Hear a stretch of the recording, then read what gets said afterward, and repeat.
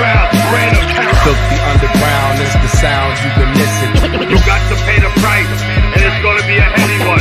Don't let your mouth get you hurt, bro. If you don't like hip hop, then turn this off now. Run back Krishan style. Do what I feel like the dog pound. The bar's open, so some more rounds. The bank open like the Rothschilds and Beethoven with raw sounds. All in together now. Catch, bet, and foul. Better thou. You won't see the second round. Them weapons out. Life is a violent sport, dig it? That's why I raise my gun. I ain't no child support, nigga. Protect the fam of Kruger, hand slick. Take care of mine. 3 Stacks told you about Caroline. Oh, stupid ass bitch. It's a new day. Yes, it is. At the Hot Tag Wrestling Radio podcast. And I'm your host, Clif, amongst my 2 horsemen, Ooh and Bundles. Ketch will be back next week with us. He is out of town on a family trip. Ketch, have a safe and fun trip wherever you're doing at this time. But fellas, it's another Sunday, man. What's going on today? No Lions, but hey, we came out victorious Thursday. Scared us a little bit, but a lot of hate with the media, fellas. I know y'all feel it. Oh yeah. You know, a lot of hate with the media. Well, come praise, here comes the hate, man. You know, they're trying to say that we did the same thing as Green Bay as far as the offensive pass interference and stuff like that. But shit, this is what I say. And many years that the Lions got cheated out, man. It's about time the Lions getting the calls, man, they deserve, man. Winning teams get those calls. Look at the Kansas City Chiefs this year. How many times they done escaped losing? You know, so hey, you know, they said it was stupid for us to go for it right there, just kick the field goal and play it 30 seconds out. Mind you, old boy has scored twice in 2 minutes after the half. Right. And we was down to Lee McNeil. Brian Branch went out. Bro, we got 8 new niggas out here that haven't played together long. We got to get the fuck up out of here. We're getting this first down, running the clock down, kicking it. We going home. That was a smart thing to do, bro. I'm not giving y'all the ball back. Right. Why crazier shit has happened? Why give them the ball back when you know that our defenses are down bad? So, you already hit our corners with a crazy PI. So y'all gonna try to draw a PI. Y'all gonna do a down the field throw to where either he's gonna have to play aggressive to get the ball out your hand, possible PI. Y'all down the field goal range, or you're going to beat him because he's scared to get a PI. Right. Come on, man. So, it's Madden in real life. Exactly. I'm going for it on 4th down, 4th and 1. Shit. 4th and inches. Shit. I thought they was going to try to play for overtime. I ain't going to hold you up. When they got to that 4th down, I was like, I know this motherfucker going to go for it, but man, just, you know. Maybe they'll play for overtime. I don't know. But, you know, it worked itself out the way it was supposed to. Yeah. Yeah, get out of there, bro. We got 10 days of rest. Right. I'm trying to get everybody. We're trying to get out of here. Because these last few games, man, there's nothing but tough opponents, man. They adjusting that. Yeah, they adjusting that second half. Our defense. We need to get some guys back. We get some guys back soon, though. But shit.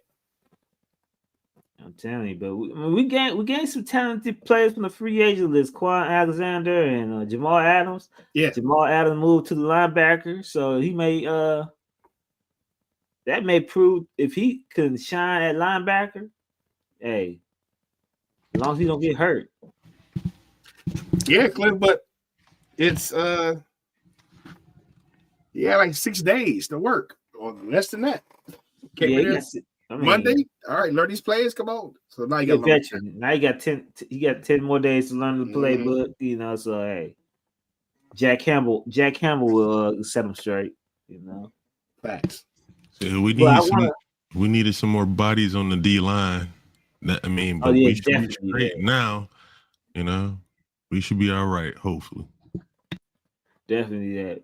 But I want to ask y'all, man. Y'all had me and Ub been talking about was talking about it earlier on the thing.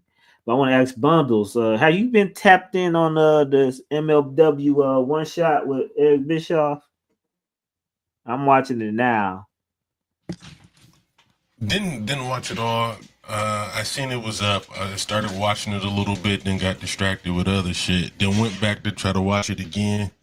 And was like, all right, I had to just do it when like I'm chilling, you know. So it's still cute at the moment. I just never got through the whole thing, but we're probably about a half an hour into it. Yeah, I think, man, if MLW got the money as AEW or even TNA, man, they could be probably the second or third best company right now. Yeah, I will go. I'll give you that because they had a lot of the the hot indie talent. Hammerstone and fucking Fatu was the main event scene there for a grip. You know what I'm saying? Yeah. So yeah, I can see it. I mean, like, shoot, they got Dijak now, and they got a lot of the they got the bro Matt Riddle. They got a lot of people in there now. I'm like, gee. MLW has Matt Riddle too, or is it just TNA? Matt Riddle, yeah, he got Matt Riddle. Okay. I think the MLW shit was pre-taped, but if I'm not mistaken, Riddle did just sign with a. Well, I don't know if he signed, but they're working right now. He was at a TNA recently. He's supposed to be there for a grip. Yeah, but MLW they can still work other places, man, because they got. Shoot, man. Well, I was just looked at it. I just saw the old Japanese cat that be on AEW all the time, champion on MLW. I forgot. I just said his name a few seconds ago. Ishii? Oh no, you're talking about not Kojima, the other dude. You're talking about Kojima. The one with the wild haircuts and stuff. All he do is slap people, chop people. The old motherfucker. Suzuki, yeah. He a champion. He's some type of champion. Kojima is the world champion. Yeah, Kojima had won the belt the last time I watched the full MLW show. Yeah. That's crazy. I was like, well, man, I gotta start tapping in on MLW again. I used to be on it hard. I used to post it almost every time I see it. Because come on YouTube. No, right. Oh my God. You see them old ass New Japan guys and just chopping every 2 seconds, just spamming the chop button over there. No, right. They get roster spots for just pure respect. You know what I'm saying? Like the ability ain't even there no more. They just got pure, like we respect them so much they get roster spots. It's time for the motherfuckers to go. Right. They stick around longer than the American, like the dudes here. They might come through some shit every now and then. Man, imagine Ricky Steamboat still wrestling, bro. That's how they be. Right. Facts. Hold on, fellas. I forgot Suzuki, bro. Suzuki get gone, bro. All the niggas need to go. Chris Jericho nearing that territory. All right, my bad. No, my bad. No, I was Chris Jericho nearing that territory. Yeah, Chris Jericho already in that territory. He need a good match. Chris Jericho already there. You see that last match with was it Ishii? Yeah. All they did is slap each other. The last 2 matches they had, some shit was trash, bro. Trash. Like, nobody want to watch that, man. That's I know it's an easy payday for Chris Jericho, but damn, nobody want to watch that, man. They got booed too. Yeah. So anyway, man, let's get this thing started with some Clif notes.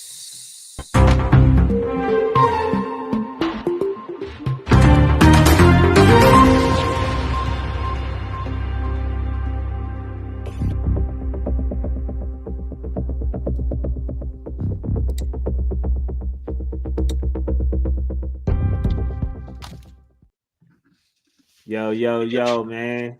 It's a lot of news circling around The Rock not being at WrestleMania 41. That it's been reports that WWE is moving forward plans without The Rock being featured on WrestleMania 41. But there have also been reports that The Rock and Cody Rhodes has filmed a promo or some type of vignette promoting WrestleMania 41 or some type of promo promoting WrestleMania 41 at a movie premiere for The Rock. What's your thoughts about WWE moving forward with plans of WrestleMania 41 not featuring The Rock? They are not going to have a WrestleMania without The Rock. Come on, right. Entering the biggest year of being an actual product. Because you got the Netflix move at the top of the year in January. You got the WrestleMania now later in the season, way past all the other events. The NCAA tournament is going to be gone. Yeah, you know what I'm saying? Right before the NBA playoffs, I believe. You know, you got the separate deal with Fox. You got this worldwide conglomerate now. You know what I'm saying? And Rock helped propel a lot of that behind the scenes and on camera. He has probably the most intriguing wrestling character right now with the Final Boss. Hey, but I'll be right back. I pick up this boo boo, and so go right after. Go on right after right quick. Go ahead, I'll be back. Gonna take you 2 seconds. Pay attention to me. You know what I'm saying? So behind the scenes, in front of the scenes, The Rock has one of the most compelling characters in wrestling with the Final Boss, bro. You're leaving him off of WrestleMania with this momentum. You don't have many left. If he like Rock can say, I'll do the next one, bro. Come on, bro. Like, and I feel like the Bloodline story is going to culminate with him. So whether you get the Rock and Cody, whether you get Rock and Roman, whether you get Rock, Cody versus Roman, you know what I'm saying? The Rock will be there in some capacity. We know he's pulling the shit from behind the scenes. We know he's working with some of the Bloodline members behind it. Come on now. You can't leave the biggest storyline out of WrestleMania. Listen, bro. I think it's possible that you can do it without him. Solely for the fact that because he is the boss, I'll just be there next year. You know what I'm saying? Mm-hmm. So I think you can do it without him. However, the possibility of them doing it without him is very low at this point in the game, considering the moneymaker is a story that he's involved in that's branching in all kind of ways that he can literally be a part of. And brings me back to the Raw after Mania. The question that we were all asking for about a month. What the hell did he give Cody? Right. I know what he gave him, bro. I know what he gave him. A family heirloom? Because he is the boss.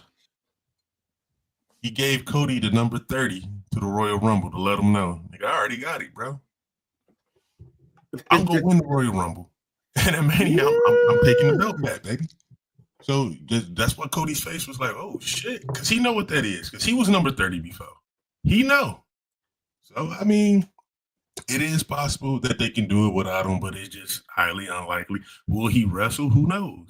But he will be some part on screen and some type of big capacity for either night one's main event or night two's main event. However, the reason I say they can do it without him, because if you take him off the card, bro, you have like matches that need to happen if he's not on that card.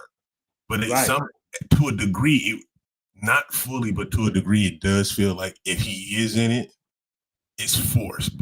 Not completely, but to a degree. But take him off the card, we can still get our Seth and Punk. We can still get Cody and Roman, or Roman and Solo and Cody versus Jacob, or vice versa. However it go, you know what I'm saying? It's plenty of ways you can do it without him on being a performer on the card. without The Rock, you would have to have a storyline. He would have to still be in the shadows, maybe a Titantron, something. But they do nice jobs of keeping them involved through with just appearances and shit like that. But man, if you're gonna do it without The Rock, it needs to be Roman Cody and Cody kind of going Homelanderish. Right. You know what I'm saying? So it got to be something huge like that. I agree. They got to knock it out the park. But it's Mania under Triple H, bro. Listen, I've been saying it since he took over. I got so much faith in whatever's about to happen, bro. I haven't been let down by any of this shit yet. So no, not at all. Not at all. Not at all. What y'all think? You mentioned that The Rock gave Cody something. What do you think he said to him, though? I mean, I said, what do you think he meant by saying, don't let me down or something? You broke my heart, I think he said. You broke my heart. What do you think he meant by saying that? Bundles. I don't know, bro. Probably some shit that happened in the showers or something. I don't know. What's your thoughts on? If we going off kayfabe, Cody kind of wheel the fans in the direction of being super sympathetic when he gave up the title shot to The Rock. You know what I'm saying? And Cody turned around and did that bullshit ass 90210-ish. Look at the screen, sad and shit. And I don't know, but we'll see, man. Because I don't know if the bigger match right now is Rock Cody or Rock Roman. Obviously, it's probably Rock Roman. You know what I'm saying? Yeah. But if Cody is presented in a certain way, Cody and Rock, I think Cody can sell it better. And make it like that grand. And The Rock, you know what I'm saying? I just feel like you could say Rock and Roman for a different time. Do you know? You know what I'm saying? I think all signs are leading to that. I just think I hope it's the keys to the bus he burned down. This is what I think he meant by saying this, and what he gave Cody that day, the day after WrestleMania. I think he gave Cody back that watch he gave everybody. The Cody gave everybody the Rolex watch he gave everybody. He gave it back to him, and I think he said Cody broke his heart because Cody went off script that time when The Rock announced that they announced that it's going to be The Rock versus the Roman Reigns at WrestleMania 40, and went off script with that sympathetic shit. Yeah, I think The Rock, he went off script and did his thing. Like, he broke my heart, man. This is supposed to be, WrestleMania supposed to be a team thing, basically. And he basically said he was selfish, even though The Rock was selfish, putting himself in the main event. But I think he was selfish. Yeah. You think it would have came off better if Rock would have won the Royal Rumble? Yes. Yeah. Okay. It would came out way better, but so Rock didn't put the work in, so to speak. No, because you've been telling a story of Cody finishing his story for the whole year. So fans expected him to beat Roman Reigns that day. You know what I'm saying? So yeah, like right, bro. For what is it, about 17 months at that point? Nigga, the story was Cody versus Roman at Mania. We're building to that. Then he just pop up out of nowhere. Thank you for the title spot. Nah, nigga, get the fuck out of here, bro. That's not how that works, man. Without winning the Royal Rumble, no elimination chamber, nothing. Nothing. Just pop up. Yeah. Now, if it was somebody like, if it wasn't planned, like, okay, let's say Cody's path wasn't what it was. If that was just the first time he won the Royal Rumble and it was like, oh, he doesn't know who he's going to face, And then they just come out and rock like, hey, let me get that title spot. I'll take on Roman. All right, cool. That wouldn't be a deal. It wouldn't be that big a deal. But however, because it was building and you got everybody emotionally invested into this whole Cody shit now, you can't just take that away. That close to Mania, bro. That's like, man, like that's like you putting in all the work at your job. Did somebody come in and get the job that you deserve getting promoted just by coming in? Like, no. I've been working this all year.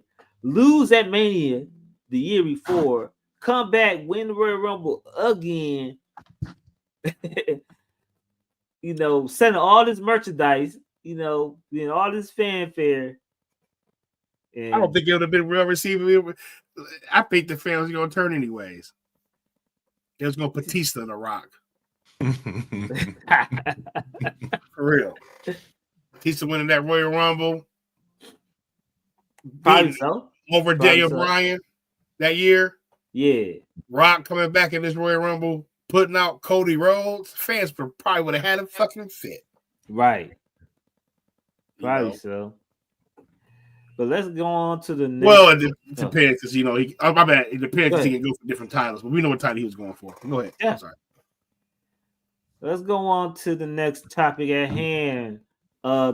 Nick Khan says that Raw will remain family friendly when they are moved to Netflix January 6th, 2025. Fellas, what are your thoughts that Monday Night Raw will remain family friendly and not moving towards a more edgier product by moving towards Netflix? What's your thoughts? I know you wanted them to be more edgier and more attitude era-ish. What's your thoughts? I mean, you can still pull it off. They don't have to be too campy, man. You listen, bro. These kids, it's nothing they are not seeing on the internet nowadays. Nothing. Okay? Like shit that we think they're not getting access to, they have access to. So they seeing fucking crazy shit on the internet. They hearing crazy shit. You know, the cuss words ain't new to these kids. So I know you want to be family friendly. You know what I'm saying? But the edge is there when needed. You know, the Hell in a Cell match was definitely them, you know, getting to them boundaries. You know what I'm saying? I don't believe them when they say you're going to be super family friendly. I don't think they're going to bleep out holy shit. I don't think they're going to bleep out certain shit. They're not going to bleep out the crowd stuff. Yeah, they're not about to just, because that shit destroys broadcasts. You know what I'm saying? Because they just mute everything. So I don't believe the family friendly shit, bro. I really think they're going to get a little bit more riskier, bro. You're on internet now. You're on the streaming service. So you got a little bit more leeway than you do on network television. You know, I think they're gonna push the boundaries a lot. I think they're gonna say fuck a couple times.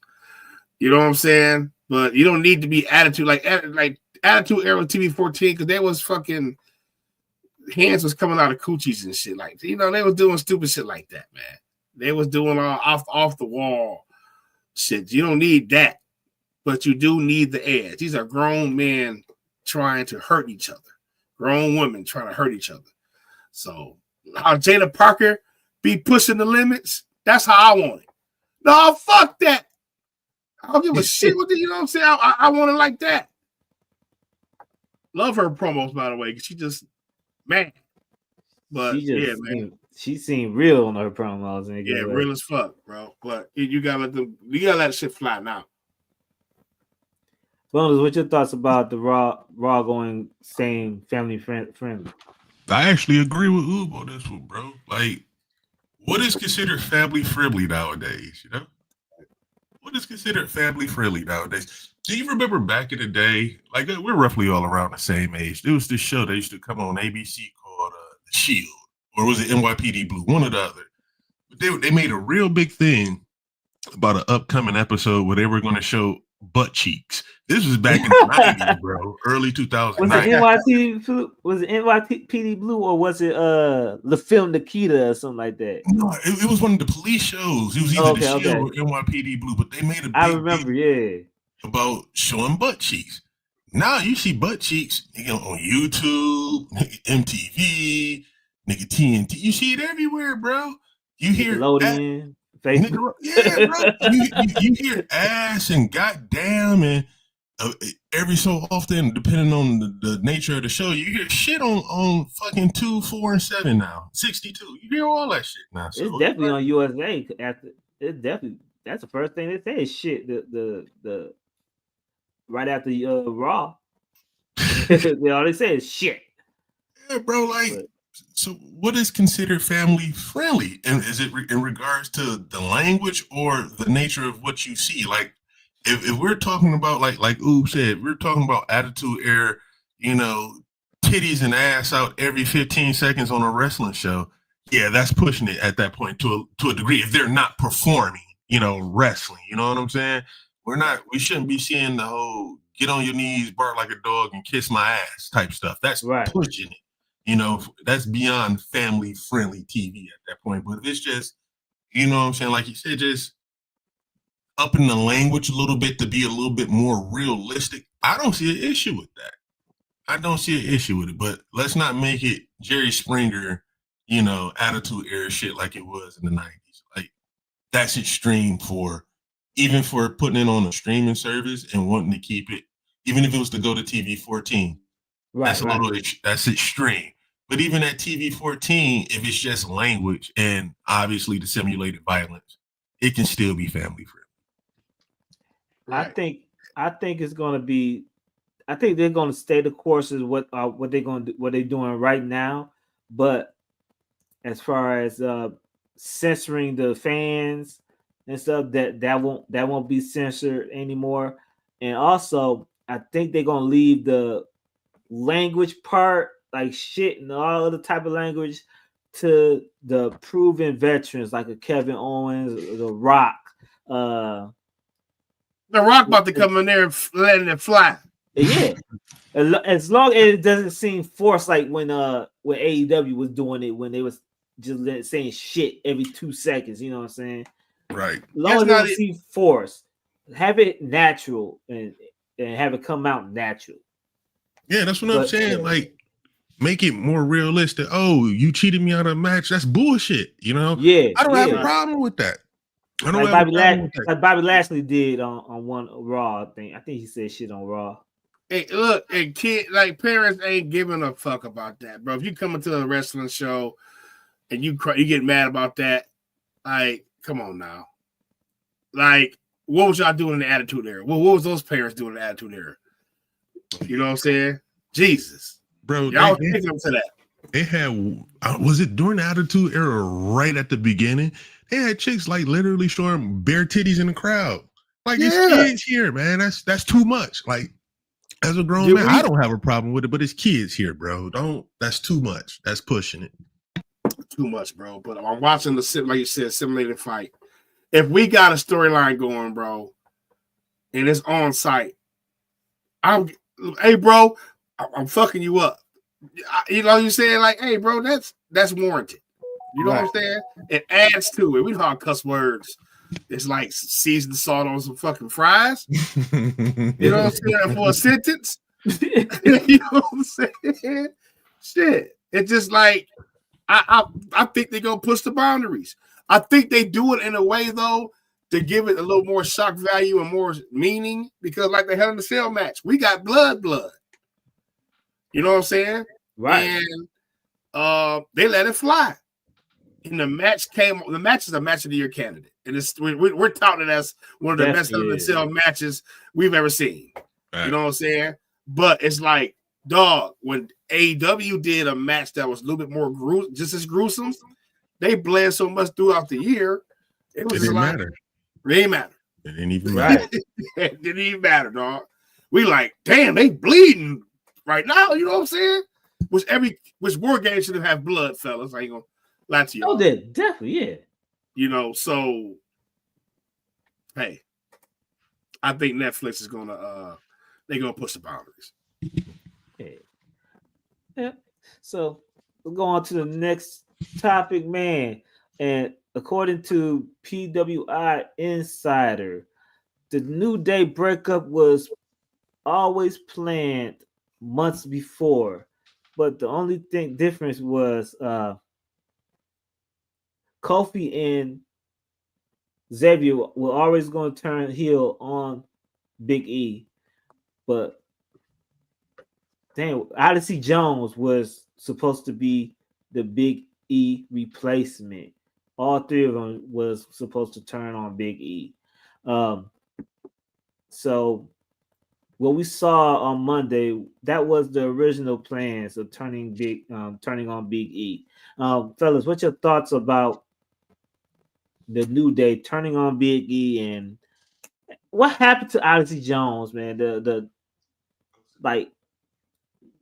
he waited 2-3 years to be featured on Raw, and after that he just fuck up and just ruined his chances though. Bonus, what's your thoughts on the New Day? On the New Day first, bro. Woods and Kofi some hoe ass niggas, bro. Man, listen, man. Dog. So from last week's to this week's segment, bro. As much as I was tired of the New Day, man, like prior to all this, now I'm like, man, that's some hoe ass shit, bro. I kind of want to slap the shit out of one of these niggas. For real, bro. How you gonna do Big E like that, bro? He's damn near lost his life, and you talking about that shit don't matter. Man, fuck you, dog. What the hell, man? That one hit, bro. Like, again, like, you know, damn near 10 years. The last 2 years, I've been kind of tired of these niggas, but god damn, don't go out like that, man. That kind of hurt, bro. Then, you know, I had made a post about it. I said, I ain't seen like white guys this upset about a black dudes breaking up since God, you know what I'm saying? Like, you seen legit grown men, like, what the fuck? You know what I'm saying? Yeah, that one hurt a little bit. You know what I'm saying? But as far as the plans of it, man, I say it all the time, bro. If she make you want to put your hands on her, leave her, bro. This dude's life could have been changed, bro, completely, man. He was on his way. This is another $1 million story right here, bro. That was made, you know, with him in mind, and it's gone now, bro. Gone. You know, image possibly tarnished. You know, I don't think nobody's seen him working on indies. Nobody heard from this dude. He might be done with wrestling altogether, bro. So that's crazy. If she make you want to put your hands on her, leave her alone, bro. Especially if you in a position like that, ain't fucking worth it, bro. Right. It's like a football player. Oh, what's your thoughts on it? Stone Cold Steve Austin broke his neck and came back. That shit hit like a ton of bricks on me, bro. Cause I'm like, damn, bro. You know what I'm saying? Like, it's fucked up. It was true. You know what I'm saying? And them going there, bro, really just show how much they love each other for letting it go there. You know what I'm saying? Because if I had something like that possibly threatened my career, bro, it's real sensitive. You know what I'm saying? It's a sensitive subject. But them allowing them to use that and blur them lines, bro, the instant heat the New Day just got.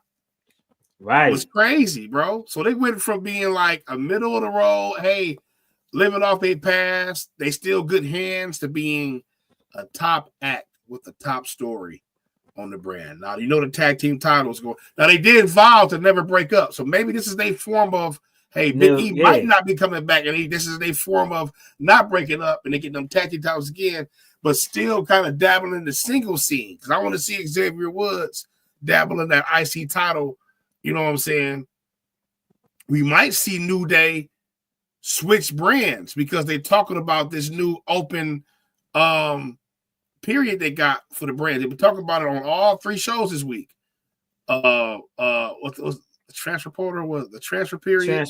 Period. So yeah, they got going on right now. So we might see American Made on SmackDown might see New Day fly up over there. You know what I'm saying? Or they might just stay over there on Raw, man. But that shit was hard, bro.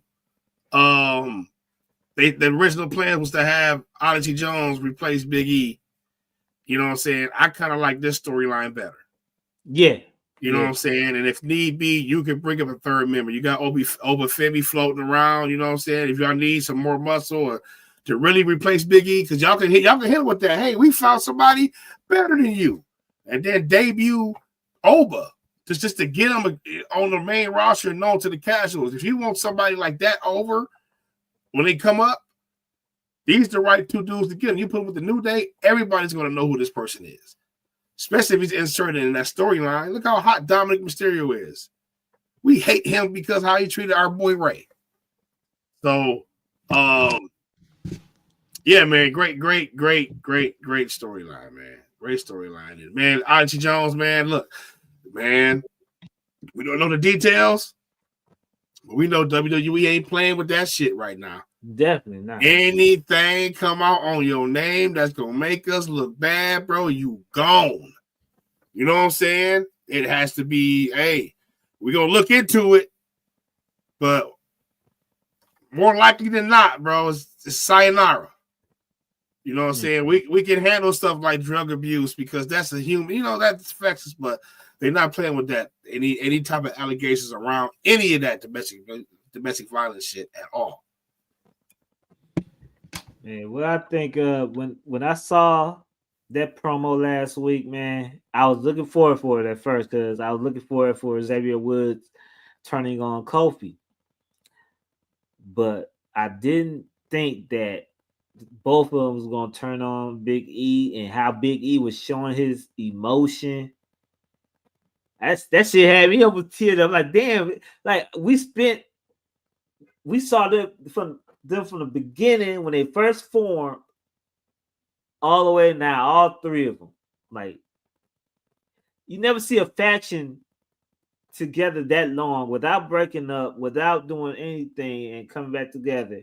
They just been together for 10 years straight, you know, on TV, winning titles, winning world championships, winning tag team championships, and now the New Day finally breaks up, man. That was kind of emotional how Big E was playing his part, man. Like, I know it's kind of hard in real life also because they just been together so long, you know, and they are used to working together now. Since Big E been gone for a couple years now, they have been working. All three of them have been working together. You know, it's a nice ending. Well, not a nice ending, but it's a nice story to end the three of the New Day. You know, because like I said in our text thread that I think this is saying Big E is done for real. Like this is his final sayonara. I don't think he's really coming back, and I think he's content on not coming back because he broke his neck, and he was lucky that he didn't have to have surgery on that neck or whatsoever. But now he's looking at the risk reward factor, and he may not want to take that risk anymore. Maybe he just want to, like he said, be wear a suit, chill in the office and work behind the scenes of WWE. Look at Jason Jordan. He did he have a back injury or a neck injury too? Neck. It was a neck injury. Neck. Look like he's doing pretty good for himself, doing what he's doing now, helping Triple H in the office. So I mean, maybe that's Big E route right now, and you know, but I don't know. Well, what's your thoughts of Big E, if Big E returning or not? Bundles. I guess I don't think he done, bro. Maybe it's just an extended period of time. He's still a young dude, bro. He's not even 40 yet. I don't think he done. I think we'll get another, you know, a good run with E. Probably not a full-time run, but we'll for surely see him wrestle again if I had to bet on it. Ooh, what's your thoughts? if he's done, then he set his boys up to have another great run. You know what I'm saying? Like, hey, bro, I'm not coming back. So now he got his boys back on the top of the car with a great story and got the heat to have another great run, and maybe can lead to Xavier, but if he's coming back, this leads to a redemption storyline. Right. You know what I'm saying? So, and Big E can continue his career because Big E was on his way, man. Big E was on his way. Yeah. So.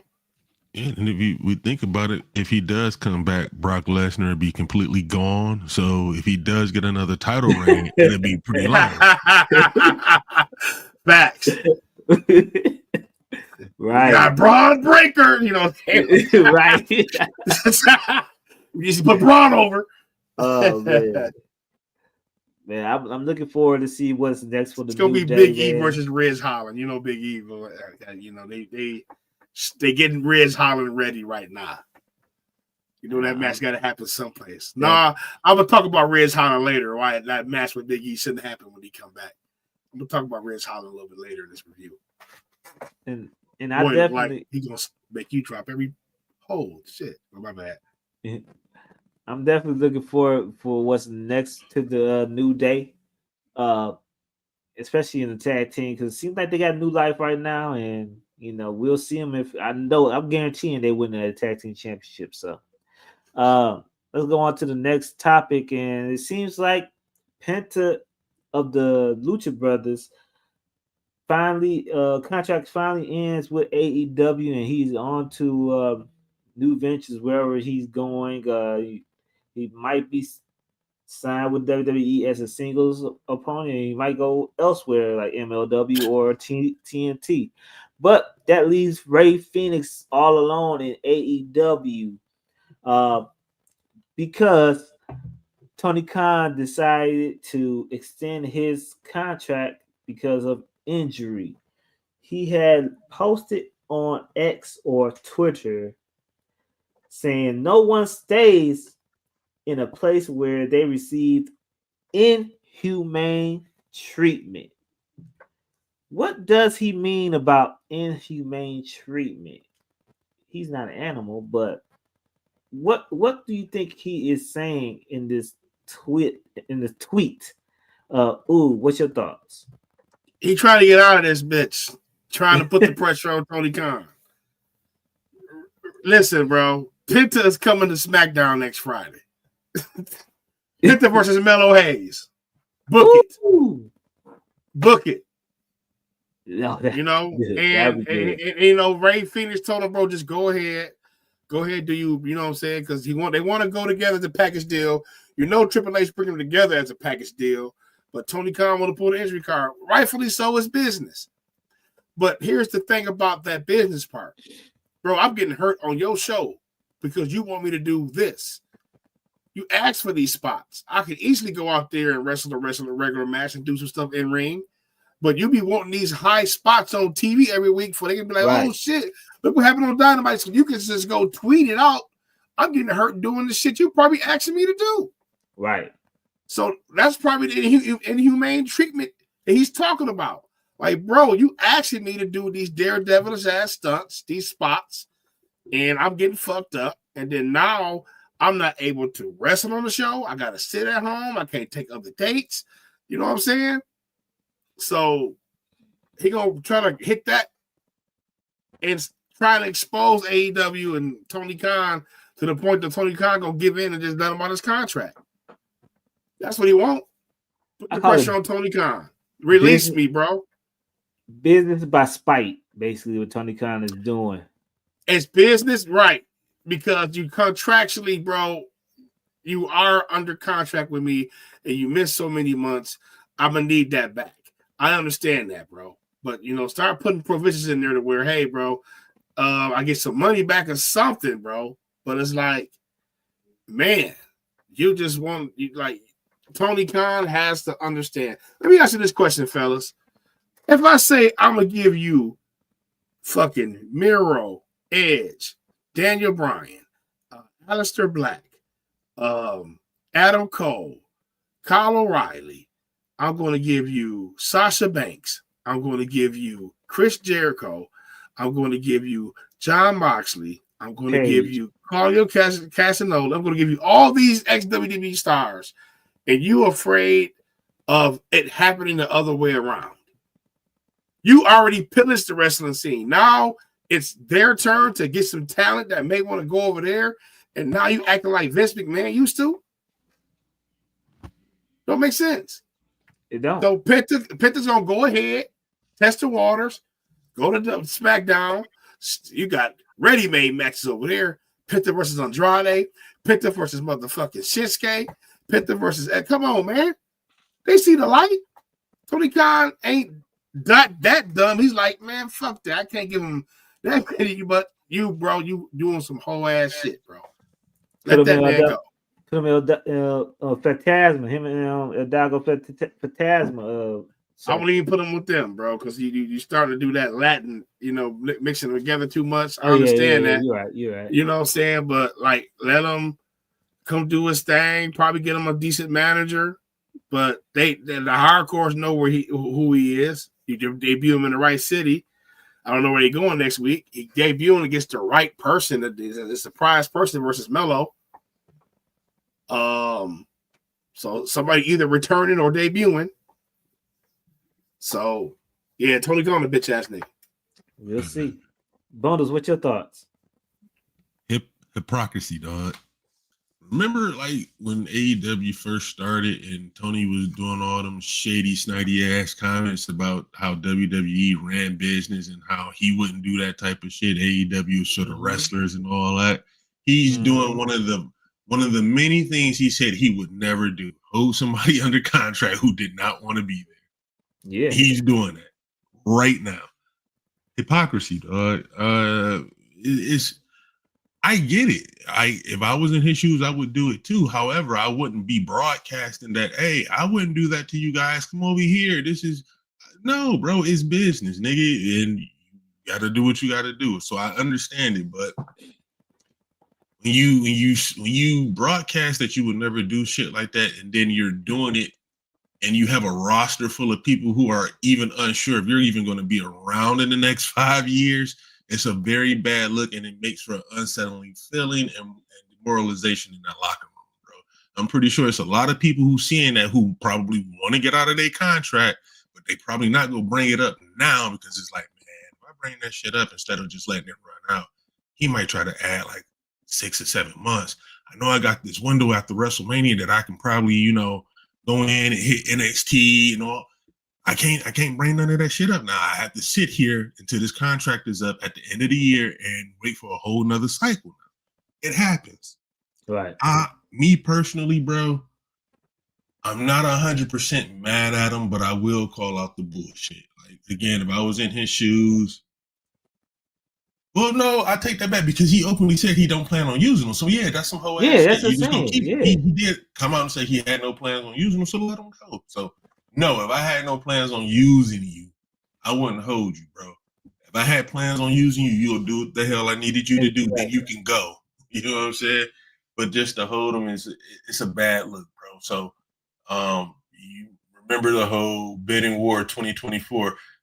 The next round of contracts that's up for AEW, I'm willing to bet a lot of them motherfuckers be ready to test the waters in TNA and NLW, bro. Right.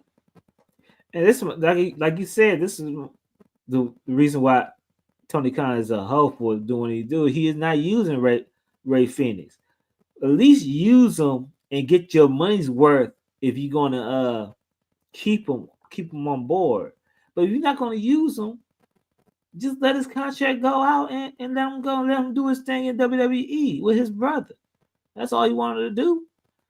I mean, like I said, business by spite. Just because he want to go to WWE, I think Ray Phoenix mentioned in the tweet that he said them going to WWE doesn't make WWE business even better.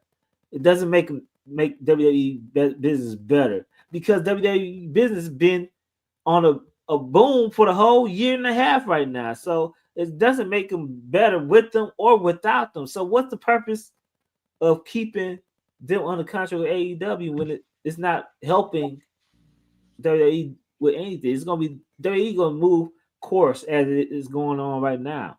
That's what I hate about Tony Khan. Tony Khan just, like you said, a hypocrite. I think it showcases incompetency too, because you take a look at it. Jade Cargill, CM Punk, Lexis King, Ethan Page, fucking Sean Spears, Cody Rhodes, all guys that were there at the very beginning. All lost their, well, with the exception of Jay, he just didn't know how to properly book her to, right. He didn't know how to properly book her. I think with Jay wanted she wanted a bigger spotlight because she got other plans. Because he didn't know how to book it. Yeah. Like, we're gonna come back to her, but everybody else was on TV damn near weekly, bro. But you take out Cody from there, he didn't know what to do with nobody else, bro. He didn't know what the fucking to do with Ethan Page. He didn't know what to do with Sean Spears. He's just throwing these niggas in group after group after group, hoping something caught. And like they like, no, bro, this is what we want. This is not what I see for you. Okay, no problem. Go over to NXT. Champion, nigga, main eventers, reinvigorated personalities, like all those guys he had for years. And blossom. You know what I'm saying? And within months, exactly. Within months, bro. I think it just showcases incompetency, and he sees that, but he's probably too stubborn to just be like, yeah, this isn't my forte, bro. I'll just fund it. Let's get somebody in here who really know how to do this shit, or who knows how to listen to the talent and present it in a way that I can't see. Right. But, he's not going to do that. How about we stop trying to compete with the biggest wrestling organization that ever existed in history, bro? And biggest meaning by we're the top dog in the NFL. Like, Ice Cube didn't try to go head to head with the NBA. Mm-hmm. Ice Cube used a different format. Hey, we're going to play 3-on-3 with former players that can probably still play somewhere. You know what I'm saying? And he made a niche, and he made an alternative. Now, you could have been the Super Indies, but you can't be trying to have these stadium shows competing with WWE, bro. It's like, for what? Right. You have to go back to small, intimate arenas, 4,000, 5,000, you know what I'm saying? Because depending on your capacity for the show, like AEW pay-per-view, the last pay-per-view, it was I sold out, or was it was almost at capacity, right? There was a lot of people there, right? AEW, it had around 10,000 people. So, yeah. So, the Dynamite before that had a record low attendance rating. Yeah. So, on the Dynamites with their low attendance, the cameras, they going to stick the cameras in certain spots, bro. So, if the show seemed dull, they're not giving you those panned out views like they do on when they got people there.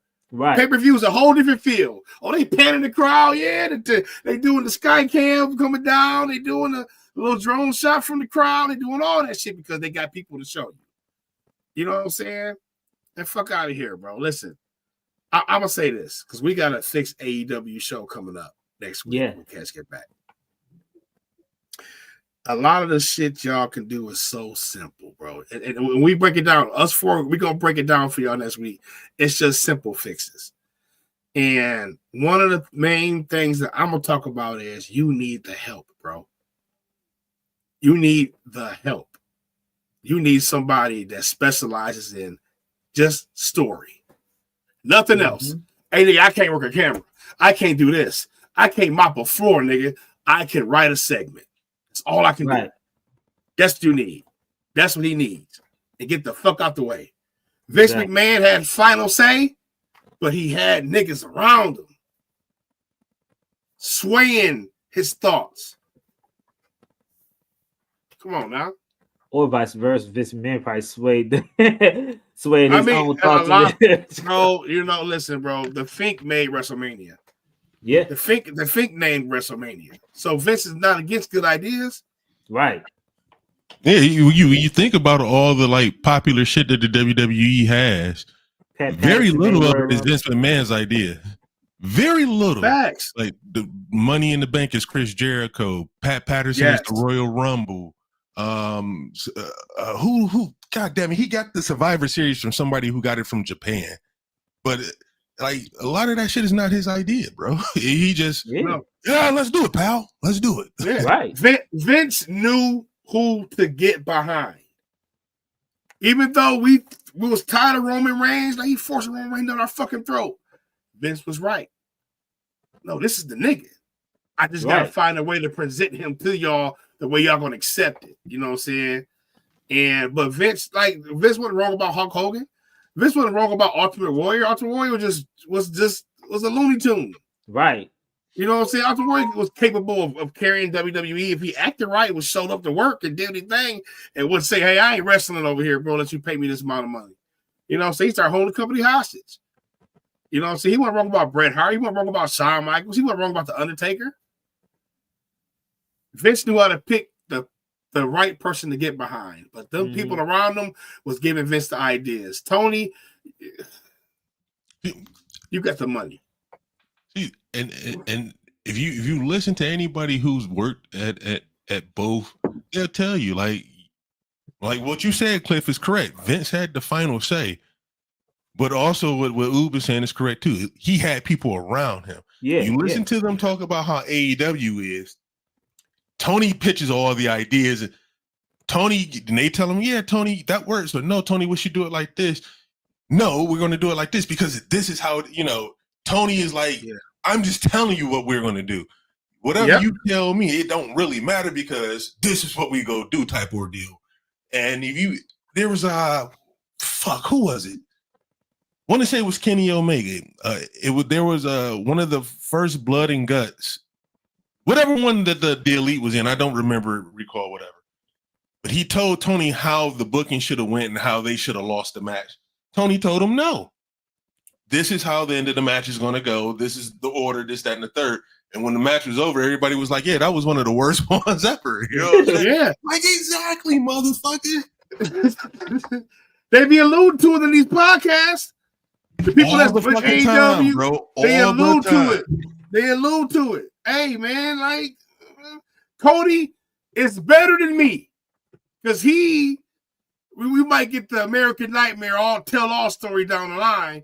You know what I'm saying? But he be trying to save AEW, man. Shit wouldn't go the right way. Bro, if he told that shit raw, he's like, man, things were promised that didn't go about the way they were promised. And, we were told certain things. And come on, bro. You know what that shit is. If you just, like I said, you just listen to these niggas' stories, bro. They're telling you he's the problem, but they're not going to say he's the problem.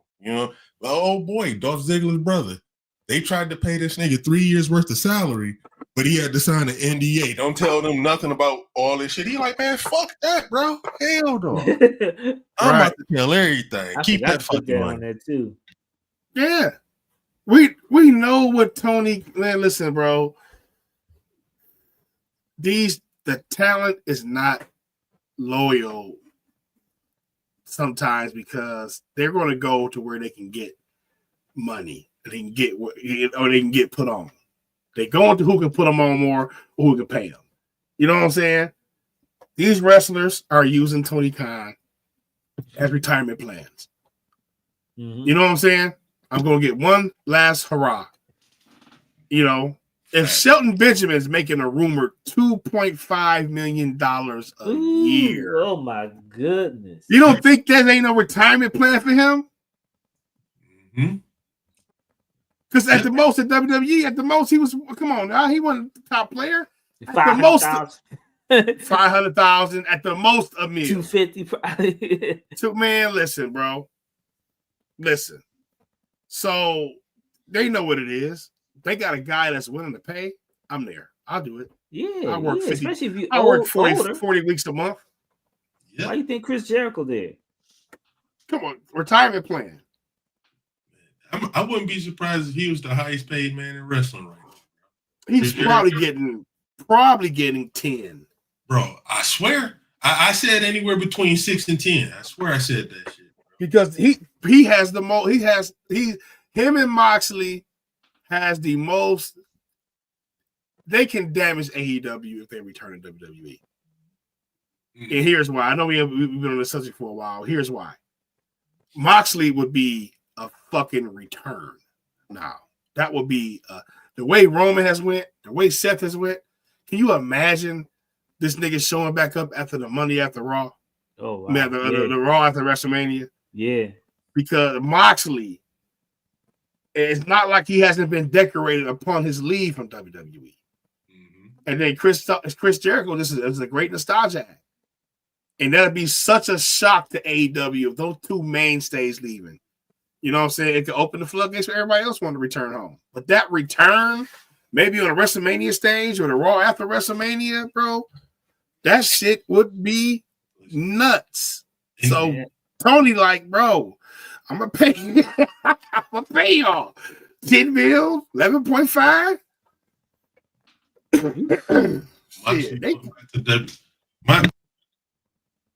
Actually going back to WWE, bro, that's just unlocking a whole nother boat of money at this point. He used to do that right now. Come on, Sal. Come on, bro. That's a whole other bloodline story waiting to happen. Like, oh, we can integrate this with this. Oh, yeah. Right. Man, shit.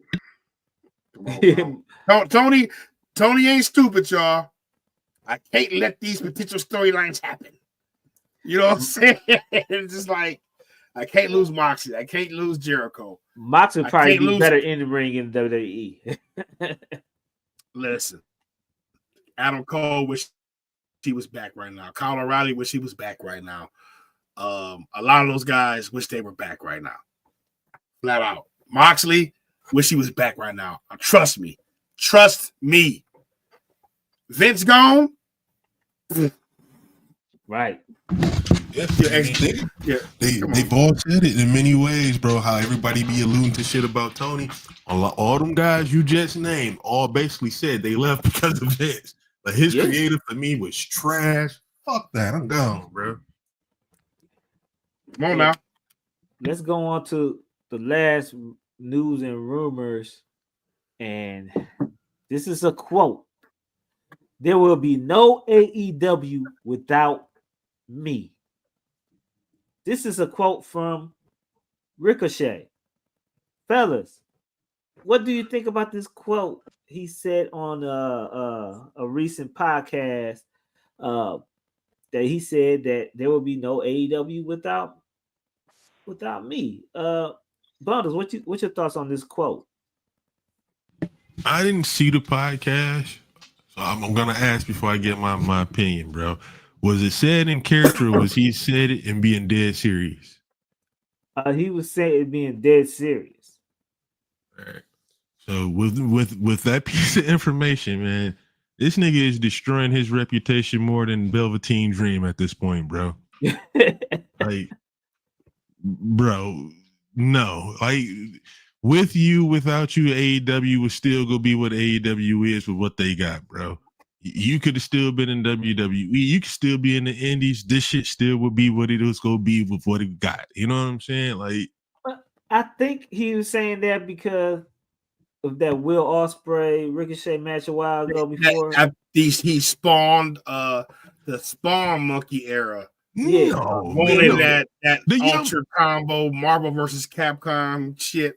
Yeah, the Young Bucks and Kenny Omega was doing that long before that Ospreay and fucking Ricochet match in New Japan. Them boys was doing that shit, and again, that style just not gonna work on American television. I've been saying that shit for years, bro. It'll get you a little bit of whatever, but nobody's want to watch that shit every week, bro. And that's basically what we're getting right now. So for him to say that, if that's what he was alluding to, hey, I started this style. Okay, well, yeah, you helped in killing pro wrestling in America, bro. Congratulations, nigga. You know what I'm saying? And this is why WWE wanted you to have a personality, because they like, bro, this shit it's cool. The kids love this shit, but after a while, this shit boring, bro. This is why Rey Mysterio didn't do it all the fucking time either. Right. Like, I don't know what he was on, bro, but he's killing his reputation fast, bro. Like 6 years ago, we loved Ricochet. Now it's just like he's just another bald head nigga who flipped, bro. You know what I'm saying? Brian said he crashing out just like his wife. What's your thoughts on that? Seemed like it, bro. Like if he wasn't in character when he said that, the shit just sound like a goofy ass mark for himself, bro. Like, nigga, no, bro. AEW still would have been AEW. Cody Rhodes still would have met Tony Khan and made all this shit happen, bro. Without you and Ospreay's match, nigga. The whole thing behind AEW was behind Kenny Omega and the Bullet Club and all them niggas in New Japan to bring them over here. And again, that shit just is what it is, bro. It's not because of you and Will Ospreay, nigga. Right. Ooh, what's your thoughts on it? Him and Samantha got leverage remorse. Left too quick. Yeah. I gotta find some kind of way that they left. They mad they left, bro. Ricochet talking about he built AEW, won't be no AEW like that because he did this spot fest style. We learned it real quick that this spot fest style of AEW, bro, you just one of many. At WWE, you stood out. You were very unique in WWE. The roster wouldn't do that. WWE is very, very, very good at having wrestlers have their own style. I think WWE has a lot of ricochets. They have a lot of ricochets, but they don't do that type of match that Ricochet. You know the match I'm talking about. Yeah, Ricochet would do a hop, skip, and a jump, and a twirl just to hit you with a knee. Yeah, you're right. You know what I'm saying? Like, bro, shut the fuck up, bro. It was this video online. It's this nigga. He was making some food, right? And niggas thought he was moving fast, but bro was just shaking his head real fast, making your food. You're like, you think he moving fast because he's shaking his head and shit, nigga. We can say we do unnecessary movements. And what we've learning is, and we all love hip. We all grew up with hip hop, bro. We know people that can rap but can't make a song. And that's what you say suffers from. He can't make an album. He can't make a song. So an album will be a long-term storyline that we engaged in, that he's pushing forward with his personality. He got whooped on the mic with against Logan Paul, against a guy who's a part-timer, a guy who looked way better, who looked just as good as you in the match, who's been wrestling probably a quarter of the time you've been wrestling. You know, Ricochet built his own shit on being able to be technically better than most wrestlers, bro. But when you learn, and Sellers, I call it, Sellers been saying this on a couple shows, bro. All you need is a fucking good mic work and a basic skill set, and you up there. Right. You know, like a Ricochet match is not more entertaining than a Rock match.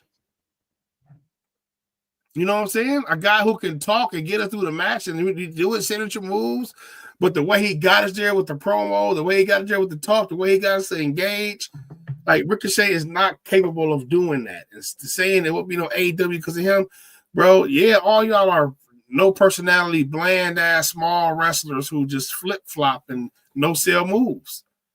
And we see what's winning, bro. Story, character, build, matches. Come on now.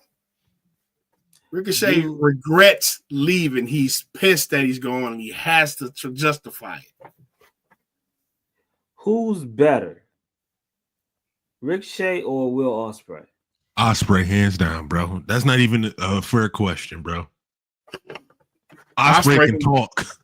Right. He got me invested in Kyle Fletcher. Kyle Fletcher. You see, I've been updating y'all on these Kyle Fletcher matches the last couple of weeks, bro. Yeah.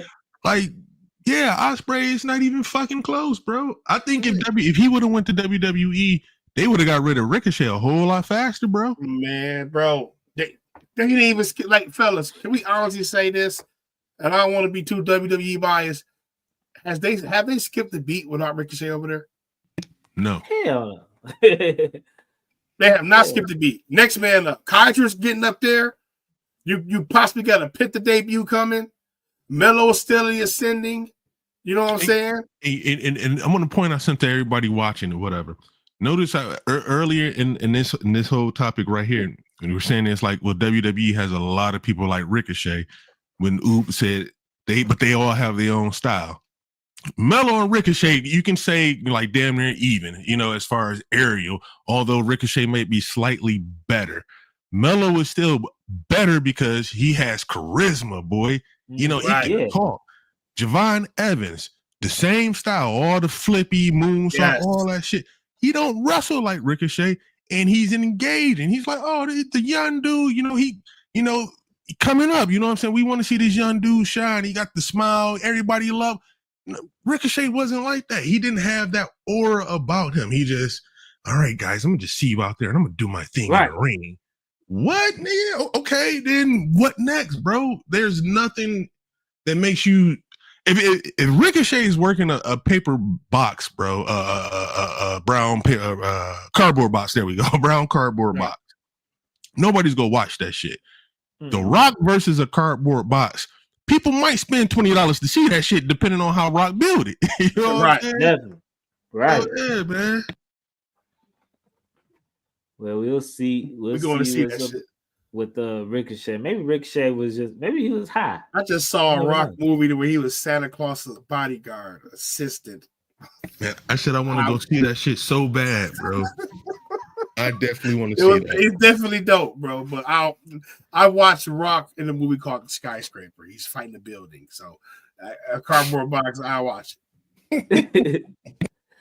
So let's go get off the rumors and news and go on. I just want to hear you guys' thoughts last Friday on SmackDown. The Tag Team Championship match. The Motor City Machine Guns versus DIY. DIY took the place of the Street Profits because the Street Profits got jumped in the back. DIY wins the tag team titles by turning heel. Johnny Gargano surprisingly turned heel on the low. We already knew about Tommaso Ciampa. He already turned heel basically, but Gargano turned heel, undercuts one of the Motor City Machine Gun members because I can't tell them apart. I can't tell them apart. I don't know which one is which. Alex Shelley, I guess. But this turns to ties to DIY, man. I think this turned the corner. Triple H finally held on to these two dudes.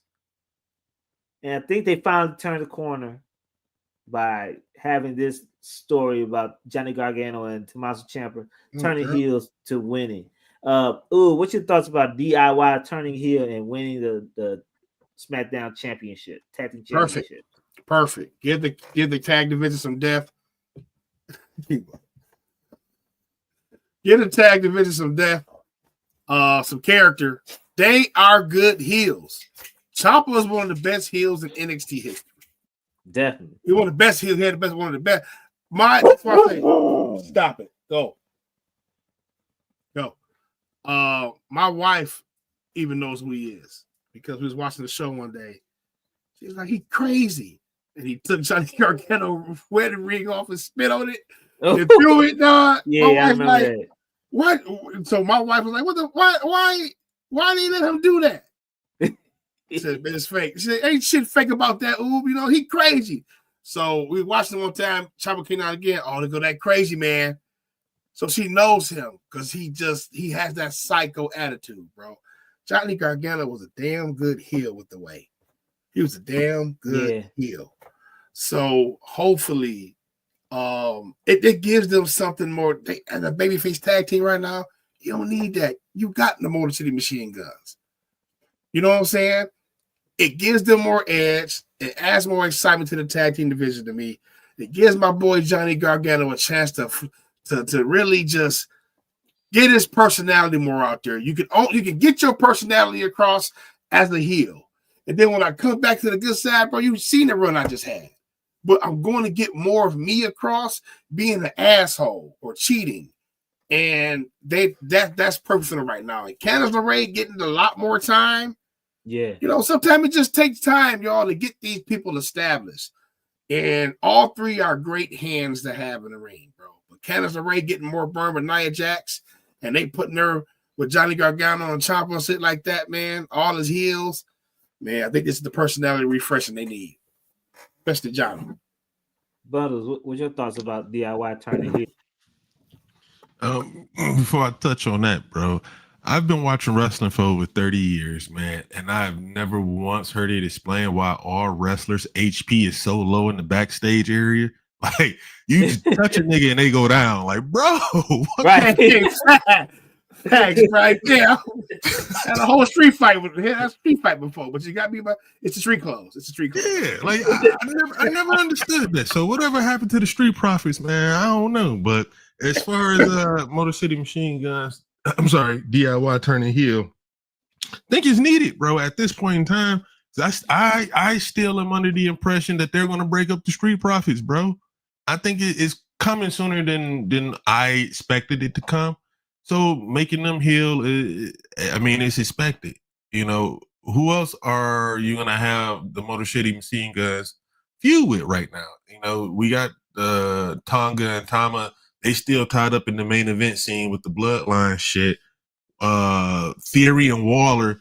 I think their team is pretty much done at this point, bro. They're just waiting on a way to break them up at this point.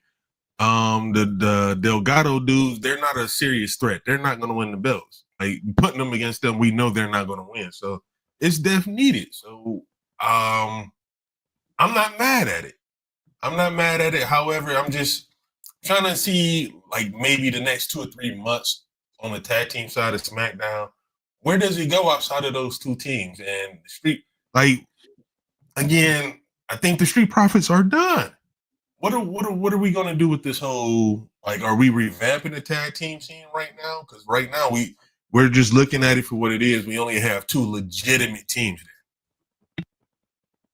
I hope that I want the Street Profits to stay together for now. I want them to win the tag team titles, and then I want them to break up with the tag team titles. I want them to have a story. I think this is a way to build a story between the Profits and DIY, and have them go against each other for those titles for a long story period.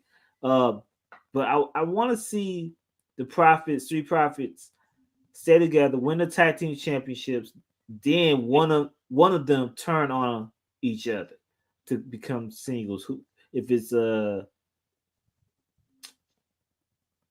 one of them turn heel, the other would be a better baby face, basically. But I want to see a story built between them, basically. You got anything else to say about the DIY or the Street Profits? I think it's perfect. Street Profits need a refresh too. Maybe they don't break up, but maybe they call each other out. Maybe Montez, you know what I'm saying? But I do want to see Montez Ford more into that singles competition, man. Yeah. You know what I'm saying? I want to see him in the United States title scene. I want to see him against Melo. I want to see him against Andrade. I want to see him against some of these other guys, man. And honestly, bro, I like Dawkins, man, but I think Montez Ford has a high ceiling. And high ceilings, bro, Triple H needs to actually hop on that, man. And I know WrestleMania, after WrestleMania season, they start focusing on a new lot of people, but get them in rotation. Get them in rotation, man. But DIY being heel tag team is perfect right now. As long as a story goes with their breaking up, I'm cool with it. But keep it together if it's not gonna be a story with their breakup. So let's go on. Real quick, the one thing I want to say is I hope we used to have the Night of Champions where every title's on the line. I really hope that WrestleMania they really give all the storylines to the champions and have a title program. Because I really feel like WrestleMania Night 1 and Night 2 should all be damn near title matches outside of the blood feuds. You know what I'm saying? But I would want to see DIY on a WrestleMania card as champions, bro. You know what I'm saying? I think certain guys deserve that moment, bro. And I know they keep it to a 5 or 6 match format per night, bro. But find a way to give DIY a great story so they can defend the titles at one of these big shows. Hey, man, if they decided to take it to 7 or 8 matches for Mania for one of those nights of Manias, I'd be all for it. If it's Mania, you got to throw everything at the wall that makes money at Mania. Right. I'll take an 8-match night 1 and a 5-match night 2. Right. I for sure. Yeah. You know what I'm saying? This is where the story is going to get more. This is WrestleMania season already. I don't know if y'all guys know. This is WrestleMania season right now. Yeah, I know. Right now, this is where the story is going to build up, and they building stories for each and every card for WrestleMania right now. And this probably might be one of the best WrestleManias we're going to see. Probably gonna be better than next year. We'll just have to wait and see about that. But the stories is building up, and we'll see. Let's go on to the next topic, and it's the NXT Deadline that was last night, man. I actually forgot about this. I thought yesterday I made a mistake and posted a Saturday night's main event. WWE don't be texting you, nigga, like they be texting my ass. Man, I got my notifications. I got my notifications on mute, man, on everything. But Cliff out there reporting fake news like Dave Meltzer and shit. Call me Cliff Meltzer and shit. I thought Saturday night's main event was last night, man, but it was NXT Deadline. That's what I was thinking of. But I thought it was the main event, man, because I'm looking forward to the Saturday night's main event. But let's go on to this card, man.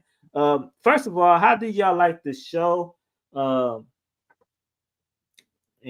what overall grade did y'all give the actual overall show? Let's start off with Ooh.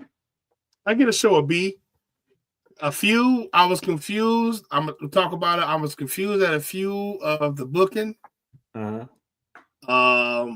Because the transfer window was open. They was talking about it all show too. So, but I give it a show a B because it's probably one of the best tag matches of the year that we've seen. But I want to talk about that match too. We're gonna get to it. We'll get to it. Bundles, what's your thoughts on it? Not gonna lie, Cliff. Just like you, I forgot all about the shit was supposed to come on, but I didn't see the first, let's say, roughly 10 minutes of the Men's Iron Survivor Challenge, nor did I see any of the tag team match. So, from what I did watch, it was enjoyable. The shit was easy to get through. They from the little bit of shit that I wasn't familiar with because of the couple of episodes of NXT that I didn't see, or little shit I didn't see. Commentary kept me in the loop. Okay, all right, that makes sense. You know what I'm saying? So overall, and I actually watched it with my wife and my daughter too. So overall, it was an enjoyable show. We fucked with it heavily. The main event, kind of sloppy, but it was a good sloppy main event. You know what I'm saying? I enjoyed it. They enjoyed it. So it was a good show. I give it like Ooh said, I give it a B. Okay, let's go on through these matches, man. Let's go on through this first match. The first match was the men's Iron Survivor match with the mystery fifth opponent. You had Javon Evans versus Wesley versus Nathan Frazier, who pulled double duty last night, versus Ethan Page, and the surprise return of Oba Femi, who was basically taking a hiatus and he went back to Nigeria. And Oba Femi, I noticed Oba. You gained a little weight, man. You need to come back working out. I was noticing it. Ethan Page. He's SmackDown bound. Ethan Page. He needs some steroids. He getting a little regular. Yeah, that too. Hey, shit. We seen it with Walter last week too. His body getting back to that little pudgy too. Pudginess there, yeah. They neglecting. Who about to talk? Good. Who about to talk? After Thanksgiving, wait. Yeah, that's what it is. That's what it is. Ooh, what's your thoughts on this match, man? High flying, Javon Evans, man, showing off again. I like Javon Evans, man. I think the right person won. I'm confused because now Obafemi's the right person won because now he's going after the world title. Yes. So you're getting Obi versus whoever the world champion I want to, Trick Williams. So that's a big match. That's a huge match. You know what I'm saying? To build to that. So that's something they've been probably building to for a long time. That probably happens around what? Probably Royal Rumble. Sure, they got around Royal Rumble. Yep. You know, so you got a good dream match coming up that's just been brewing for a while. You know what I'm saying? I just kind of thought Ova was going to be taking that, and maybe he's leaping after this match. But I kind of think Trick Williams is on his way up, man. I think Ova going to win that title.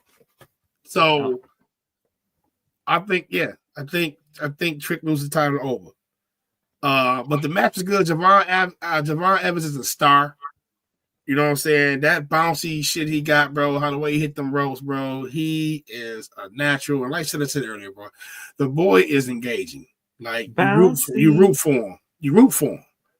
He like to death with your little brother or some shit. Exactly, bro. Yeah. Exactly, bro. So he has that kind of personality that's just infectious. Ethan Page looks the part. He just got to, in there. You know what I'm saying? Looking a little Adam Cole-ish. Well, I think it was a good match, man. I'm giving the match a B. I like the format. I really think it's a test run for the main roster. You know what I'm saying? Because you can really do some stuff with that, man, on a pay-per-view. It's a nice, fun match, especially like a foreign pay-per-view. A multi-man match is seen to do well over there. You know what I'm saying? And with those hot crowds. And so that's a new original concept that Shawn Michaels made, right? Shawn Michaels made this concept. Yeah, Shawn Michaels made that, yeah. You know what I'm saying? So I think they tested it for the main roster for a main roster run before, like they did the War Games. They did War Games on NXT first for about 3 or 4 years, tested it, and then they brought it back up to the main roster. So this might be something that moves up to the main roster. So I get a match at B. Right person won, but we'll see where Oba goes. Oba was the surprise replacement for Eddie Thorpe, which I like Eddie Thorpe, but I think he has a lot to work on right now. So I think it was right to put Oba in that match, and it was time for Oba to get into that main event NXT scene right now. Bundles, what's your thoughts on Oba winning the match? And you say you didn't see this match though, right, Dean? I didn't see the beginning of it, but like you said, the right guy won. I was actually surprised he was going to be in the match based upon I thought he was going up to the main roster after he dropped that belt, which is why he was gone. But that's not the case. But I thought we were going to get Hikuleo as the 5th guy simply because NXT Ava, who is The Rock's daughter, was hit, knocked unconscious by Eddie Thorpe. Then he ended up being knocked out and having to be replaced. I'm thinking like, Rikishi probably sent her cousin like, he put his hands on family type ordeal or some shit. He come down there, rough him up, and she give him his spot. I thought that's what we were going to get, but that's fantasy booking or whatever. But I'm glad we got Obafemi, and now he gets to get his run get his shot at the NXT title. I'm a big Obafemi fan. Been rooting for the dude since he won that newcomer tournament shit. Been a big fan of dude. I like his style, like his look. The match itself, from what I did see, was pretty good. Like I said, Javon Evans is dope, bro. He has not only just the bounces, he has the basics and shit, and he's learning under the WWE tree. He has personality. He's gonna be all right. If he get a little size on him, he'll be like a Black Will Ospreay, bro. If he gets a little size on him, he'll be a Black Will Ospreay. Ethan Page, I've been a super duper fan of his since We the North with I forget the boy head guy's name, Josh Alexander. Been a big fan of his since then, bro. But Trick losing that belt to Oba, man, and I'm telling you, whatever WrestleMania it is, whenever we get to whoop that Trick at WrestleMania, it's gonna cause an earthquake, bro. Wherever it's at, definitely. It's gonna be a fucking earthquake, and I'm ready for moments like that. So overall, it was a solid match from what I seen. The right guy won. Very dominant victory too. Next up is the Pound Cakes match. NXT Underground match. Lola Vice versus Jada Parker. This was a good match. I like this concept for NXT. NXT Underground match. made by the McMahon Jr. But this is I like these matches for some odd reason. No ropes or anything like that. It just seemed different. I like different shit like this. Jada Parker pulled out that brick and all of a sudden got spin kicked by Lola Vice, and Lola Vice pulls out the victory, man. What do you guys think are the plans for Jada Parker after this match? She lost another close match. What's are the plans for her? Because it seems like they want her to go on to that next level, to that main event thing. But with all these losses, I mean, it doesn't seem that way. What's your thoughts? It seemed like Lola Vice should be getting called up, man. I really don't see. I feel like Jada will probably continue the feud, get her win back, and then Lola Vice gets pulled up in the transfer window. You know what I'm saying? I really do see Jada Parker as being the next wave of the NXT Women's Champion. You know what I'm saying? North American or the World Champion. Mm. She has the charisma. She has the character. She now has the ability. She's learned fast. She has the look. They love her. She's a natural heel. I just feel like a lot of the women on NXT need to go up. You know what I'm saying? Especially to Raw. So I was hoping Lola Vice, Roxanne Perez, somebody, feel like they feel like their time is done. You know what I'm saying? Right. I think Lola Vice is at that, you know. So that's why I thought Jada Pickett was going to win. I thought Jada Parker was going to win. And and really send her off. You know what I'm saying? Like, do the job for me before you leave. You know what I'm saying? And so, you know, Lola Vice winning it. I mean, hey, you know, but I do want to see Jada Parker start winning.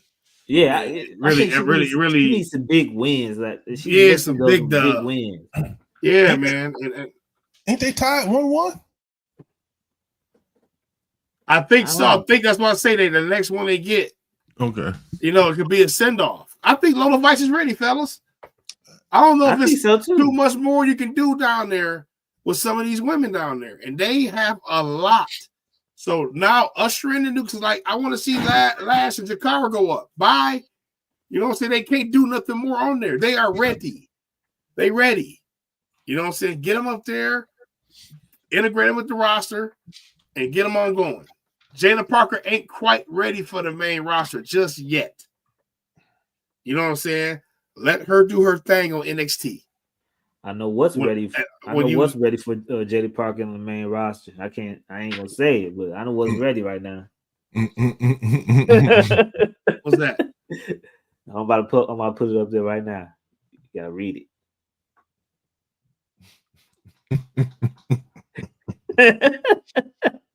Raw? Huh? Raw or SmackDown, don't matter.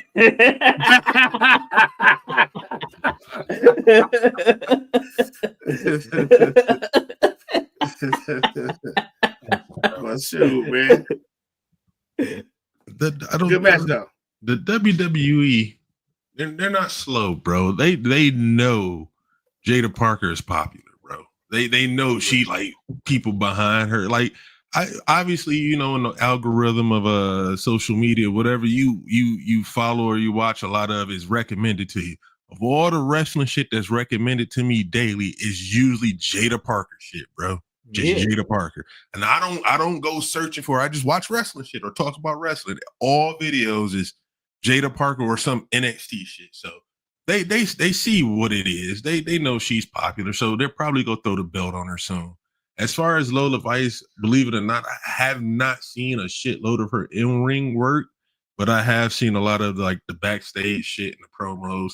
She's a very passionate speaker. So if we're talking about just character and, you know, the ability to talk, cut a promo, possibly she's ready. As far as in-ring shit, from what I remember, I've only seen like a couple of tag team matches and the both one-on-one matches with her and Jada.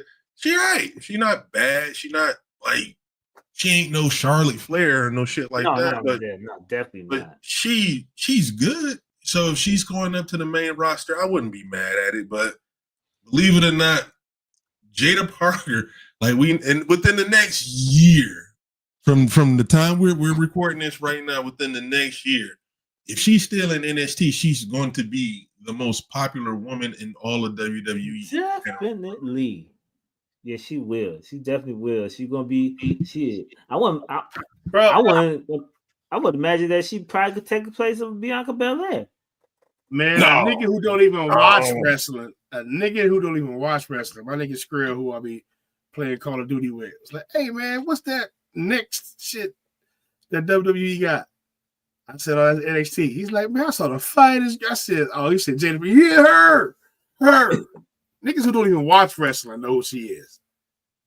You know what I'm saying? Yeah. And now, you know, the dance, she got the dance. Man, listen, she got it. Listen, bro. Remember when Nikita Lyons was like the most popular viral shit in NXT? Look, this white girl with this fat old ass. Now, like, shit, we got I don't want to say the wrong thing. We got a brown chick, pretty, looks way better in the face than Nikita Lyons. Got a better body than Nikita. Ass just as big, bro. And like, you know, white guys, the kids, the black dudes, the women, everybody looking at her like, oh, she got some stuff. Everybody got something about her that they like. You know what I'm saying? Right. Whether it be the good things or you know, relatively bad shit. I don't think it's bad, but you know what I'm saying? Everybody got something about her that they like. She's going to be the next Becky Lynch, bro. She's gonna be like she's gonna take off. She's gonna take off, bro. I'm telling you. So let's go on to the next match at hand. And this is probably my match of the night, man. NXT Tag Team Championship match. Fraxium, Nathan Frazier and Axiom versus Miles Bourne and Tavion Heights. I like Tavion Heights. I like him. He's gonna be he's good. He's good. But Nathan Frazier is something special. Fastest man in the ring. Guys, what's your thoughts on Nathan Frazier and Axiom winning this tag team championship? Let's go with Bundles. I didn't see that match, Cliff, but I know that they retained the titles, so I'm not gonna go too much into it. I didn't see the match, but I will say AEW had him first, bro, and he turned them down. Like, fuck no, I'm going to WWE. Yeah. Wrong people won. Can y'all hear me? Well, yeah. I was gonna get a match at A+. I'm gonna give it an A because the wrong team won. I'm sick of Nathan Frazier and Axiom, bro. I honestly thought Tavion Heights and Miles Borton. That's Randy Orton 2.0. Should have won the titles, man. Tavion Heights is the human suplex machine, bro. He gets you in these moves, bro, just to do a Rick Steiner power slam. Like, bro, he got it. I like Tavion Heights. I like Miles Bourne, man. You know what I'm saying? But I can't hear you. Hold on. Oh, I like Miles Bourne because Miles Bourne reminds me of Randy Orton. You know what I'm saying? My bad. I was on the phone. You said what now? I'm sorry. I said I like Tavion Heights. He's the new human suplex machine. You know what I'm saying? And I love Miles Bourne because he reminds me of a young Randy Orton. You know? Miles Bourne do remind me of Randy Orton, but I need to see more of him. I need to see more singles matches with him. He did listen, bro. He did they did the standing drop kick power slam shit today. Bro, he got up there like young Randy used to. I'm talking about straight up vertical drop kick. He got the ability, bro. I'm just trying to His drop kick look better than Okada. Not Primal, better than AEW Okada. not better than New Japan Okada. Not better than Vince's Randy Orton. I mean, it's a beautiful drop kick. Okay. I get a match at 8 though, bro. Match was good as fuck, bro. Near falls. They had good moves. Great tag team wrestling. It's just that I'm tired of Nathan Frazier and I'm tired of Axiom, man. I'm just tired of him, bro. Mm-hmm. Let's go on to the next matchup. Is the NXT Championship match. Trick Williams versus Ridge Holland. Ridge Holland, man, he's been impressive lately in his promo work. Not only his in-ring work, his promo work been impressive lately with them. I think his time in NXT has been a good time in NXT, actually coming back down and working on himself. And him losing to Trick Williams, man, it was a pretty okay match. You ain't gonna see like the no Chris Benoit in the match or anything like that, but this was a pretty good match. What's your thoughts on this Trick Williams Ridge Holland match? You say you had some comments about Ridge. Yeah, Ridge look like he's gonna drop you every move. I promise you, bro. He looked cringe, bro. I don't know what it is about him, bro, but every time he do something, bro, it look like he about to mess up. You know what I'm saying? And a few times, bro, he had Trick in a certain deadlock position that was lifting him up. Yeah, had to flip him over, bro, like he's about to drop him on his neck. Then for real. But Trick Williams, what I'm saying? Trick Williams is not he ain't small, big dude, right? Yeah, man. But stop trying to suplex big dudes. Then if you can't do it, you know what I'm saying? Right. You took out one of the top dudes in WWE with an outside suplex that you just couldn't get all the way. And I know it's routine, man, but it looked like he messed up a lot. And he does. He just looked a little clumsy, man. With that being said, I kind of thought he was going to win the WWE title. They got him in a position to do it. They plan on the fact that he do ruin careers. They plan on the fact that he tried to break Trick's neck. You know what I'm saying? And put him out there. And I kind of thought that Trick was going to play with that neck injury and lose the title. But I feel like Trick Williams' time on NXT is up. Of anybody down there, bro. I'm looking at Netflix, stuff like that, man. And I don't know where he'll probably fit. Probably over on SmackDown more so, because the thing is, SmackDown is trying to get more stars, but Netflix wants top stars. Netflix wants Cody Rhodes. That's why they talk about this transfer window stuff. You might see Gunther being traded for Cody to go to SmackDown. You know what I'm saying? You might see the Bloodline Roman go to Raw. Netflix want huge stars. They ain't pay that type of money for that. So that's why that transfer window is open, so they can switch the roster up and bring a lot of people up. And I feel like Trick Williams was going up. You know what I'm saying? Right. So it may not be now, might be after the Rumble, might be in the Rumble. You know what I'm saying? But I feel like Trick Williams can really make his mark on this roster, man. I feel like it's time to go. Right. You know what I'm saying? I felt like Ridge Holland was going to be the guy to do it. Might be Ethan Page, might be somebody else, but we'll see. Match was decent. You know, Trick is a guy who just has great promo skills. He doesn't light up in the ring to me. You know what I'm saying? I hate when big tall niggas play comeback roles, bro. Just something that irks me, bro. I don't know what you mean, bro. He always fighting from behind, looking like Tito Santana and shit. And I'm sick of that shit sometimes, man. But Trick, we'll see. But again, we'll get Trick versus Oba. So, is it time for Trick Williams to get called up right now? Do you think his run in NXT is kind of over with? Yeah, that's what this is playing. Yeah, yeah. Over with. It's over with.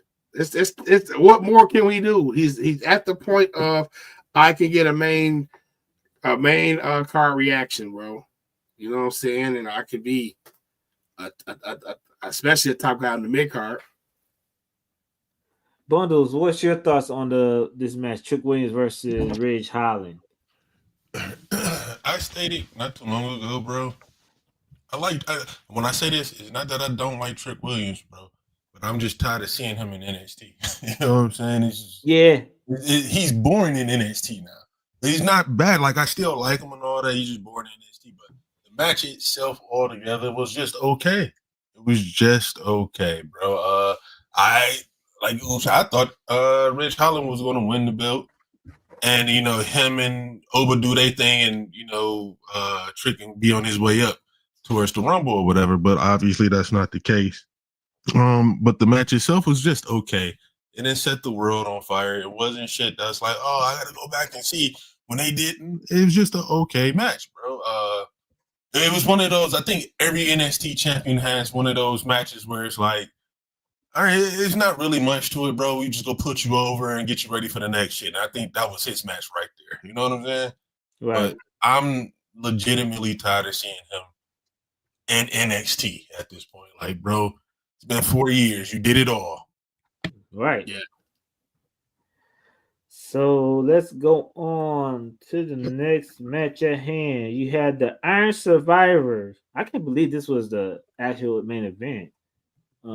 I thought it was gonna be the World Championship, but it's the Iron Survivor women's match. Julia versus Ren Sinclair versus Sol Ruka, which was a standout in this match to me, versus Zarya versus Stephanie Valkyrie. Fellas, what are your thoughts on this match, man? I thought Sol Ruka was looking impressive. That's another one who gotta go. Man. She gotta go, yeah, man. Come on. Let's start off with Oob, man. What's your thoughts on this match? I know it's kind of botchy also too. So match was botchy, and I hopped in halfway into it, but I got the Sol Ruka spots. That's somebody I've been advocating for a while on this show. She was a stand on the match. It seemed like it was her, her time to shine. She is somebody that can thrive on the main roster. It's time to go. You got other great top women that just came in, Julia, Stephanie Valkyrie, that can come in and that's going to carry NXT over to the next few months. You know what I'm saying? Mm-hmm. But Sol Ruka, it's time, baby. It's time for her to dip. And from what I've seen, the match was decent though, but I didn't get to catch all of the match. The very end. It was probably my second best favorite match of the card show. I'm actually watching it right now. I'm watching it, or I was watching it before we came on the broadcast. Finished watching it up. So, but Sol Ruka, yes, I agree, Clif. It's time for her to get out of here. Bundles, what's your thoughts on this match, this main event match? It makes sense. The winner makes sense. It was an okay match. Like I said, it was a little sloppy, little mistiming, little lack of chemistry between here and there or whatever. But overall, it was pretty solid. I actually thought, after a while, I thought they were going to get a match to Stephanie Valkyrie. But I'm like, Julia got cheated out her first title match, bro. They're not going to go, her old girl one-on-one. They got to give her the rematch. So it made sense that she won. Was it again, was it one of those, man, it was like the best match I've ever seen? No. Right. It wasn't. But for what it was worth, it played itself out pretty good. I like the fact that old girl kept getting pinned. So it was like, yeah, bitch, we're not going to give you a chance to win this motherfucker. Right. Get put in the penalty box. That was pretty dope. But overall, it was a solid match. Nothing special. What do you guys thoughts about Tiffany Stratton at the end of this match, trying to get involved with the January 7th match, cashing in her money in the bank on the NXT championship? What's your thoughts about that? I like blurring those lines like that, because it's not out the picture. Charlotte has done it before. When she won the Royal Rumble, she picked the NXT champion to go after. You know what I'm saying? So them showing that they can go to any world champion, that's dope. I think it adds a little bit of amount of intrigue to it. You know what I'm saying? And credibility too. I agree with Oob. I like the idea that, they'll tease it, but in regards to this particular case, we know she's not cashing that shit in on nobody. Right. it would make no sense for her to do it. But in regards to overall, yes, I actually do like that idea. If somebody gets the money in the bank, well, shit, if they play it out realistically, well, shit, I've never had the NXT title, they go down there and grab it, pull a couple of people up with them and shit. That'd be dope. But like I said, just in this particular case, it ain't happening. Yeah, she is getting major face pops right now. So I don't know. Tiffany Stratton might be turning face pretty soon. Maybe on Nia Jax, maybe on Liv Morgan. Well, all three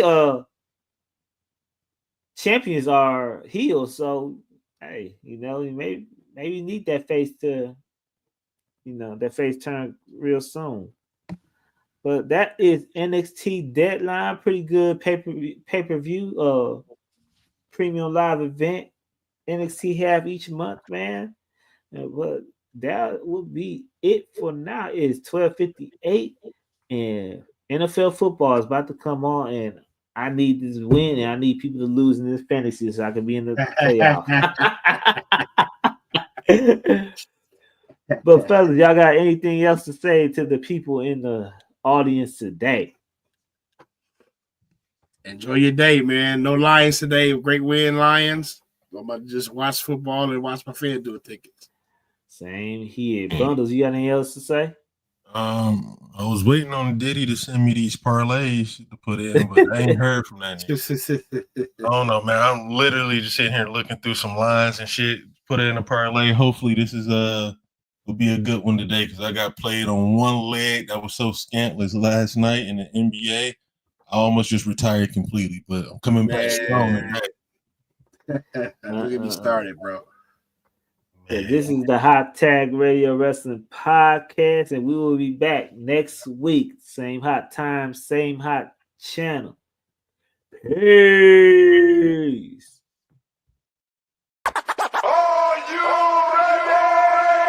What does it take to stop this man to his ground? Reign of terror. Filthy underground is the sound you've been missing.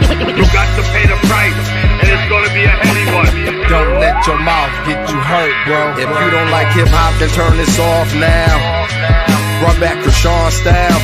Do what I feel like the dog pound. The bar's open, so some more rounds. The bank open like the Rothschilds. I'm Beethoven with raw sounds. All in together now. Catch, bet, and foul. Better thou. You won't see the second round. Them weapons out. Life is a violent sport, dig it? That's why I raise my gun. I ain't no child support, nigga. Protect the fam, a Kruger hand slick. Take care of mine. 3 stacks told you about Caroline. Oh, stupid ass bitch.